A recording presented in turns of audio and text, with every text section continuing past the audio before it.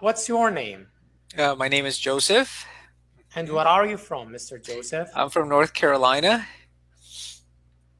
in the And USA. okay, English teacher.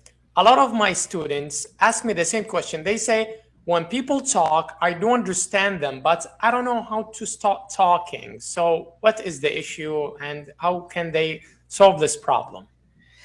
Well, the biggest problem is that classroom English is different than how native speakers speak. All right. I gave Okay. an example to my student the other day. I am going to get tickets to the concert. In America, will say, I'm going to get tickets to the concert. So the student is listening for going to, but they never hear going to. They hear, I'm going to get tickets for the concert. Uh-huh. So, how can they translate thoughts into words? Their So, you thoughts mean into through words. practice? That's what I mean. And that's what I tell my students. There's no magical formula or magical way. You just need to invest time and work and practice into improving your English speaking level. Yeah. Yes, they are always looking for shortcut. Like, can you teach me English in a month? I'm in a hurry. Can you teach me English in 2 weeks? I mean, it's not Impossible. Microsoft Excel, you know? No, you cannot learn that quickly.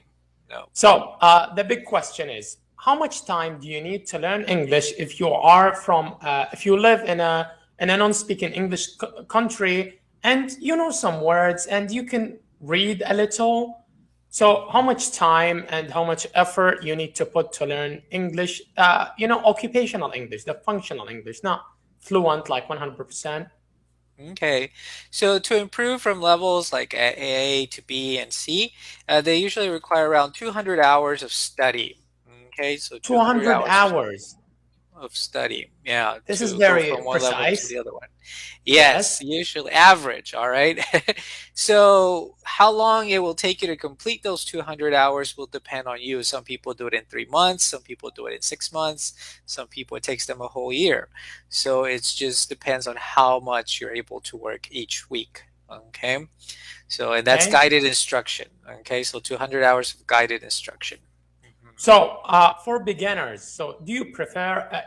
I know you've been teaching for quite a long time, and you have, like, you became professional in teaching English. So, in your opinion, as beginners, which one is more beneficial, like reading stories or watching movies directly, or series, Okay. or Okay. so which one is You better for you have to beginners? you have to combine both. You have to combine both. You have to do reading and also watching videos. You can't just focus on reading because then you will not your listening skills will not improve.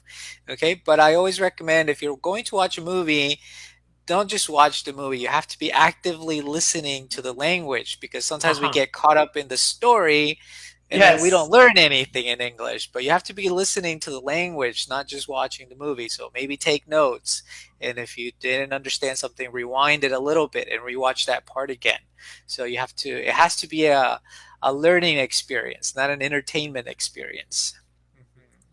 This is very good answer. I mean, I've always wanted to put it this way. So, the next question, which is super important, and I need to convince my student that in a non-English speaking country, do you need to study grammar to learn the language or not? Um, not necessarily, but you have to have some grammar. You have to have some grammar and you need to know your own grammar, okay? So like you need to know what a noun is, what a verb is, because sometimes your English teacher will help you. Okay, this is a verb, this is the noun, and you need to Yes. understand what that means. And if you don't know that in your own language, then it will be very difficult in English as well. But you do need a Yes. little bit of grammar, but it should not be the focus of language instruction, in my opinion.